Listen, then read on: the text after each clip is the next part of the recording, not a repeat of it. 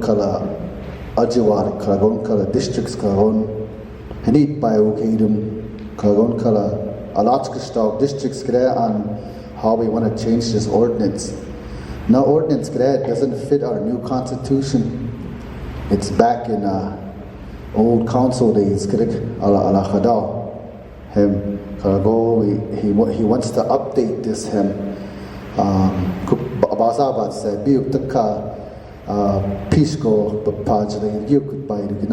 Brandon him. Support questions, comments. Now's the time to do it. Once we have this question and answering, Brandon.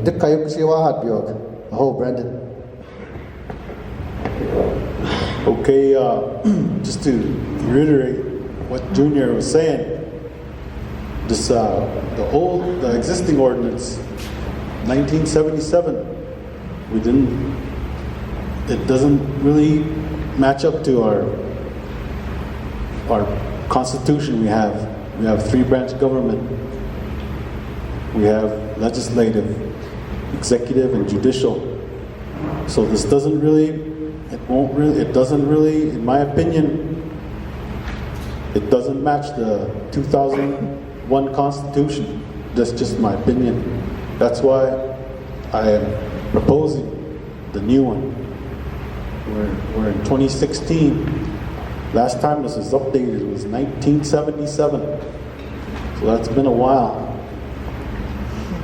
So, like I said, this is why the purpose, transparency, accountability.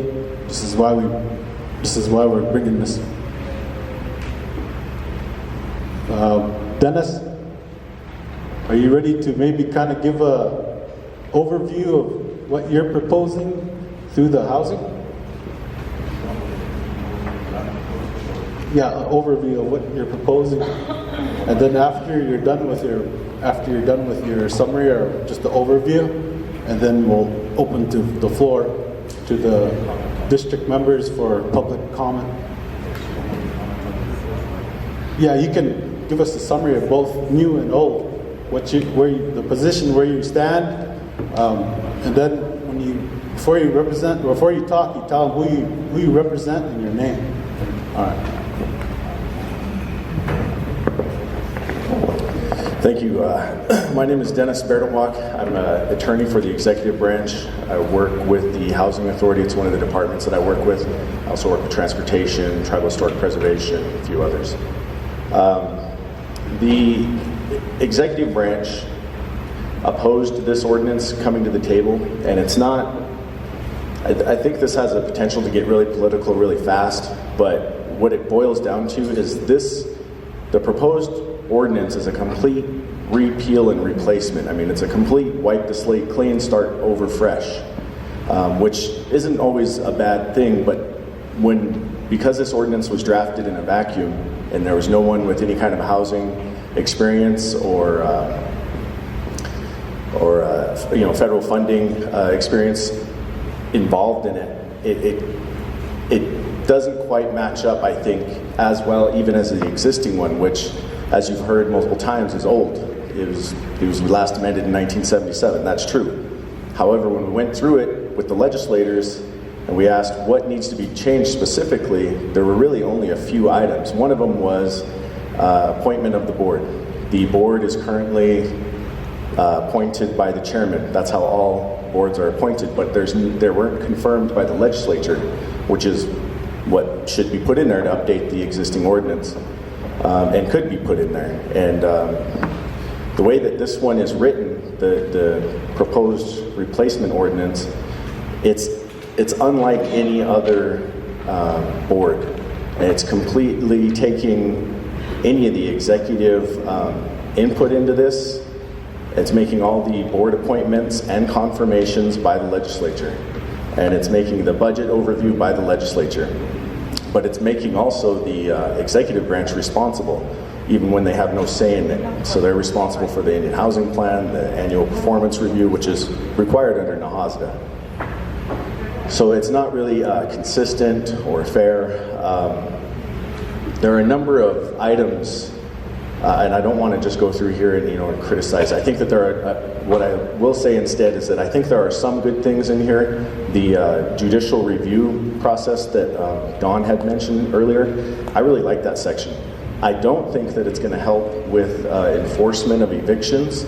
However, I do think that when an eviction goes through, it's going to provide the courts with a clear idea of how they're supposed to review that, which is needed. A lot of the other things in the proposed replacement ordinance, it's kind of an amalgamation of like a zoning ordinance, a leasing ordinance, and a housing ordinance all at the same time. The tribal subdivision part, that's just identifying what subdivisions already exist. Those subdivisions are already subdivisions, so they don't really need to be established as such. The only way that that would really fit is in a zoning ordinance if you were also zoning industrial zones, commercial zones, things like that that are going to be around there, and you're setting this land aside. This land's already been set aside, it's already under lease by the housing authority. The reporting, that's one of the things that does need to be updated. The housing authority should report quarterly to the legislature, and I think that's one of the things that the executive branch supports. That would also, increase transparency and things like that. Right now, the way that it's set up is they do report to the general council, and they provide annual reports to HUD for the funding.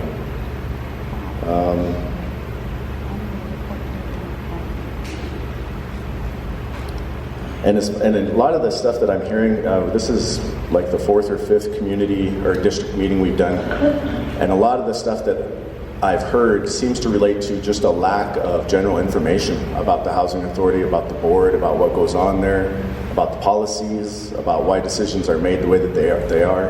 And I think that's a big lack, and I feel like a lot of the stuff that this new replacement ordinance was drafted to change already exists. I mean, there's already provisions in place that would address a lot of these concerns, but just nobody knows about it. So one of the things that probably should go into an update is something about reporting to the community and publishing policies, things like that, making them available to everyone. So that's my comments on the new replacement ordinance. What Senator Goodluck's talking about when he says what I'm proposing, I did an alternative based off of what the executive branch was talking about, which is just an update of the existing ordinance. And truthfully, the declaration of need and policy statements inside of the existing ordinance are better than the replacement one even. And when we're going through these, we're talking about if we're going to go with the replacement ordinance, that those should probably be left in there just because they are better. They're more protective of the tribe. But the one that I'm proposing is basically just the existing ordinance updated to provide the reporting, the legislative oversight, the confirmation of board members, things like that the legislature indicated were important. And I would probably include whatever comments and suggestions were brought up at these district meetings, because I think that's good to reflect what the community wants. But this one is not up for consideration at these. This is actually the first time that I've talked about this at these district meetings. Generally, I've been asked to comment on this replacement ordinance. So I appreciate getting the opportunity to do that tonight. And if anybody would like to look at it, I only brought one copy because I thought I would just be talking about it. But if anyone wants to see it, it's up here. That's about all the comments I have, and I'm available for any questions you have on either one of these or just in general housing stuff. Thank you.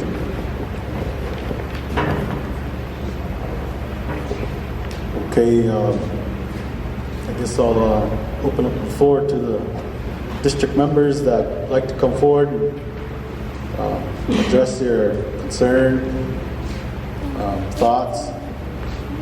The floor is open.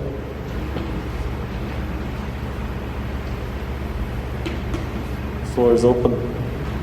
Now's the time to speak and be heard.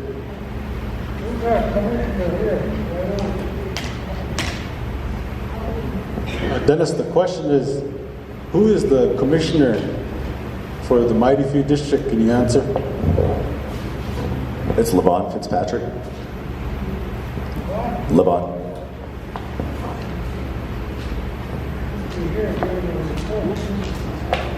The floor is open.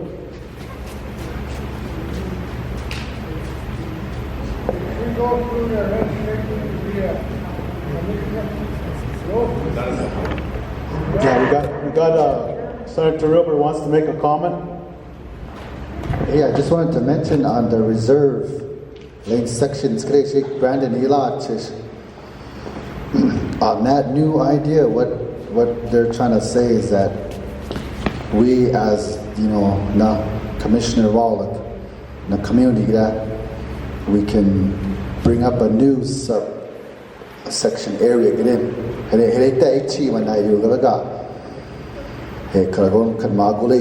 that won't be in this ordinance here. I just wanted to point that out too. And each of the districts, they want to point out an area and be on the mighty few good deal. I just wanted to say that.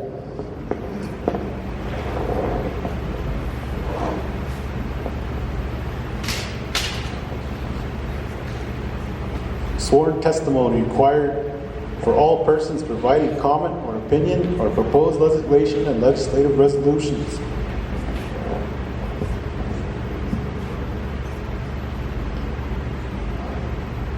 I, J.D. Stone, do solemnly swear that the testimony I am about to provide is the truth, the whole truth, and nothing but the truth. Before this honorable committee legislature, so help me God. Well, I hope.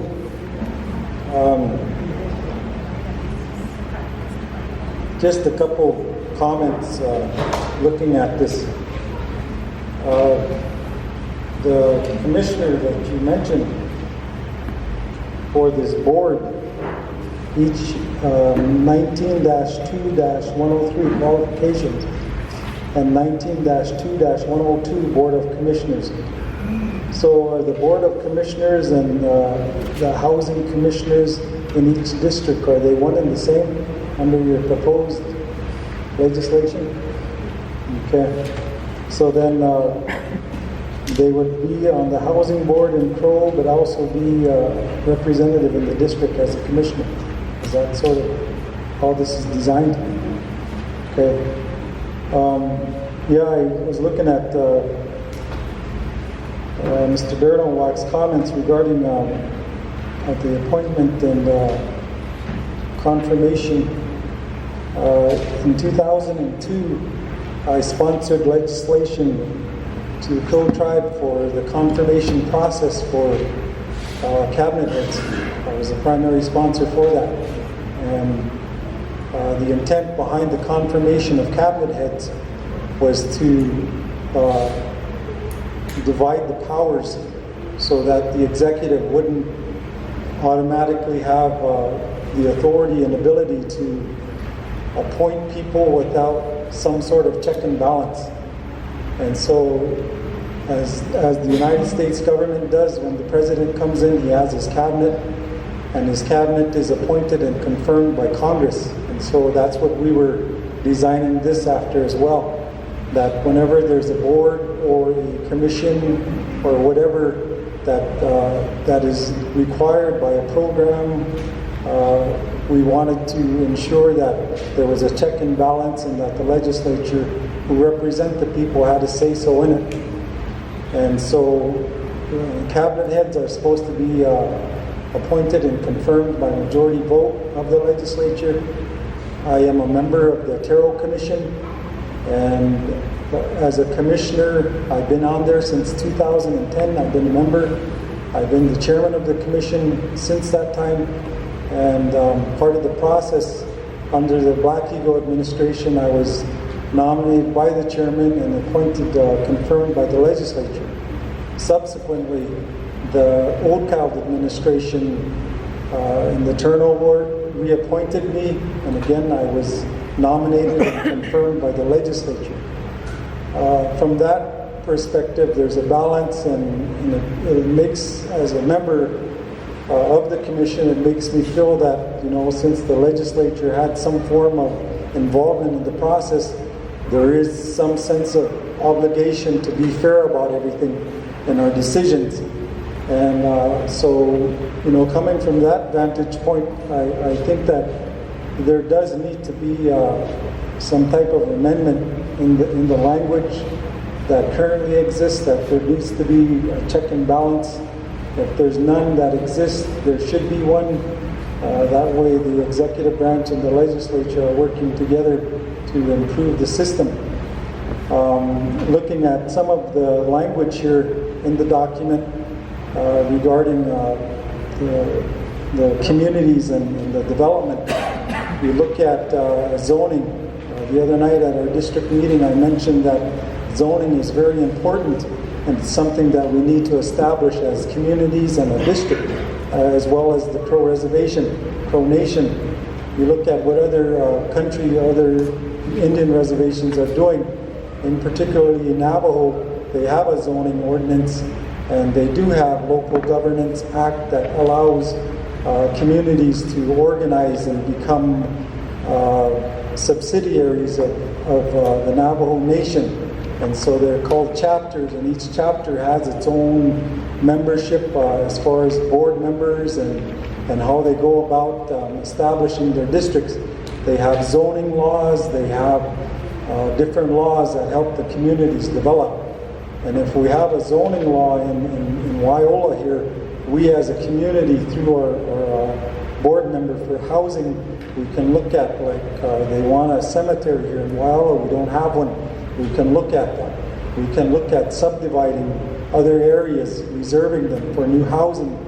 We can say, the other night at the district meeting, I said, as a former member of the legislature, we were meeting with the county commissioners here in this building when I was a member. We said, this community, there's a lot of these Bashtila. They come in from Wyoming and off reservation and they bring in all this junk. And we come into town and there's really nothing we can do about it because that's fee land and they're not Crow and we have no jurisdiction. And so to put their feet to the fire, we brought in the county commissioners and they came to this building here and they met with us regularly. We invited in the county, the sheriff, and he came. And so we started breathing down these guys' neck, Larry Norton and the guy that lives across from Casper and Alley. And we said, hey, you're bringing in too much junk here. We don't like this. You come into Wyola and it doesn't look good. And so they agreed, and we started making improvements. The county commissioners started breathing down their necks, and we as legislatures said we're with them. And so they started building that structure behind the post office. We implemented county law and said you have to have a fence built and put your junk behind it so it's not so scattered all over. And so those are issues that this could springboard off of. If you look at the type of housing that's in this area, like all these trailers that are coming in, old trailers, they don't look good. We could zone all this and say, hey, you can't have trailers. You can't drag in old things and just leave them. We got to be responsible, make our community clean, take pride in what we have. And so this type of structure here, if we look at it, we could take it a step further and say, let's look at zoning. I talked with Jay Harris, the county attorney, last week, and he said that that's something good that they would be willing to look at with the legislatures. There was a law passed under the NOMI administration for zoning, and he said it's a good document and it's something the legislature should consider. So that way, if this passes and we organize locally, that's something we can enforce. That's something we as a community can say, hey, let's deal with this guy out here by the railroad tracks. I think Ruben calls him Santa Claus. But him, we could talk with him about this stuff. And the C-store that we got going up, there's some opposition to it. And, to me, looking at it, if we zone it, we can have that C-store protected, and so this is a good document. I kind of got a little bit off track there, but it's a good document for improving the current system that exists. And I think it's something that's needed. It would really move things further along. And I don't mean anything against the executive. I believe Mr. Durdenwalk has all good intentions with what he's doing and countering.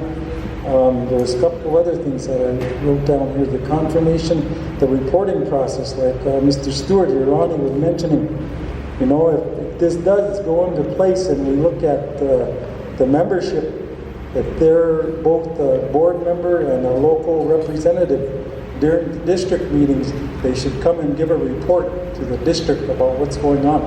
Not only them, but everybody else that's a member of some type of committee or commission that represents the tribe and Crow. They should be coming here and giving a report to the community about what they're doing, what's going on, how their budgets are, what their vision is, you know, that type of thing. That would strengthen our communities, that would strengthen what they're doing. So with that, I commend the legislatures. I think this is a good place to start. Commend the 3 members here that are here tonight, and I think this is a good thing. I hope.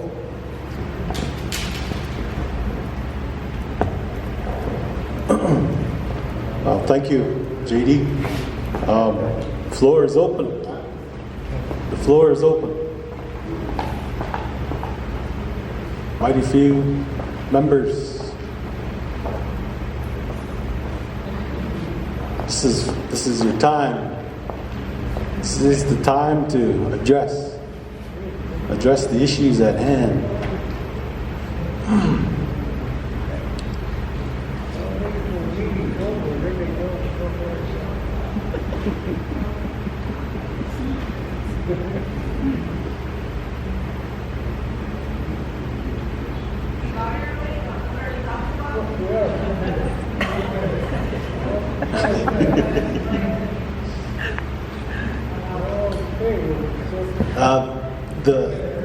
This is a public hearing, and it's over the ordinance. During the summer of June last year, I went and I got signatures for the district. I'll just give a quick overview. I got signatures, and this is what the district wanted. I had some constituency that came, and they had some questions and concerns. They had a lot of things that they wanted addressed. So by listening to the constituency, this is, you know, my bosses, I sat down with the previous lawyer and we drafted this up. And this draft, the draft here we got, it coincides with the Nahasda. It coincides with, but only if such plans contain and certification by recognized tribes of government of the grant beneficiaries of such tribes. 2. Has delegated to such tribally designated housing entities and authorities to submit plans on the behalf of the tribe without prior review of the tribe. So this here, it coincides with Nahasda. It coincides, this is the total purpose, Chapter 10, outside funding. That was kind of a quick overview. But like I said, we're open to your comments, your concerns. I got a member here that wants to address.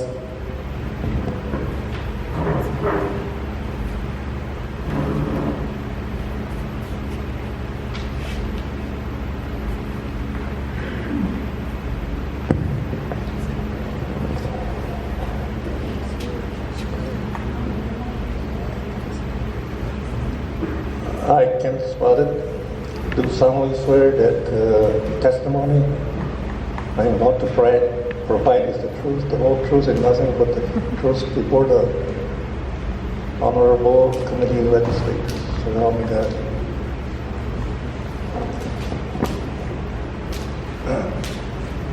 Thanks a lot.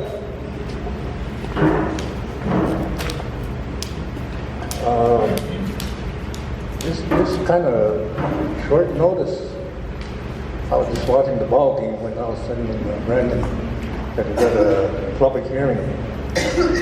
What I would like to do is I keep seeing reserved in this draft. So I'm going to reserve myself and we have a written comment. I don't know what the deadline is.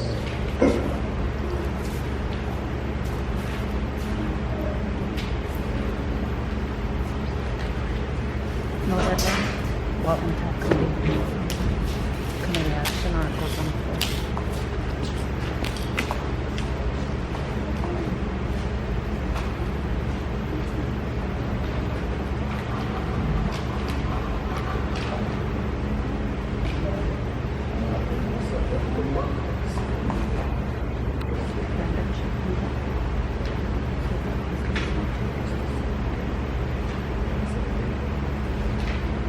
Okay, I guess they haven't set a date for the deadline for these written comments.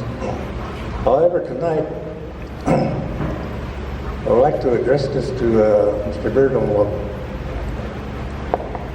Mr. Bergenwald, you mentioned that the author of this draft legislation, you mentioned that the ones who proposing it have no experience in housing, budgeting, and what else did you say? Okay. Okay, my comment to you is, do all the board members in that housing have the knowledge about all the three things I mentioned? Do you know? I don't.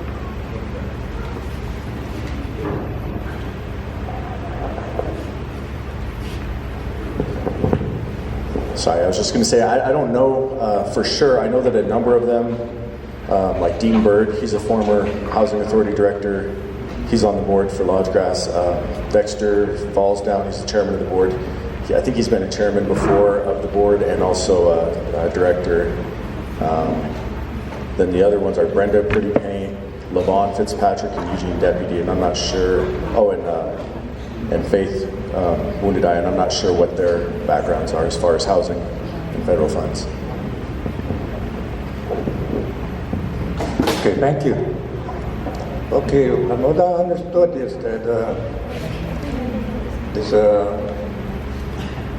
housing ordinance was last amended in 1978, and if them board members really know their ordinance, they should make some changes themselves, either to the legislators or to the Crow Tribal Council. I don't think they're experienced enough to do anything like that. For now, that's my comment. Oh. Thank you, Kenneth. Floor is open. I encourage you.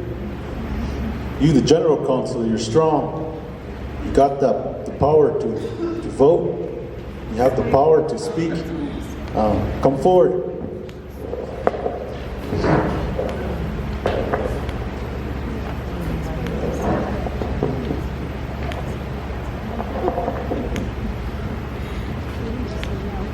I, Claudette Blackhawk, do solemnly swear that the testimony I am about to provide is the truth, the whole truth, and nothing but the truth before this honorable committee legislator, so help me God. Okay, as a member of this community, this new housing ordinance, it is a short notice. I haven't read through it at all, but so far, Mr. Goodluck has explained it, and I'm all for it, for you community members. It's giving us a chance to get our voice back, our voice be heard for our community when coming to picking a board member, is what I'm saying here.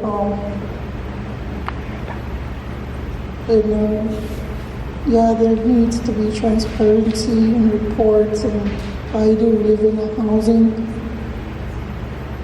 but I just like what's gonna happen. The old ordinance is old, and like the board these legislators explained, we do need to update. And thank you, legislators, for your insight on this. That's all I gotta say.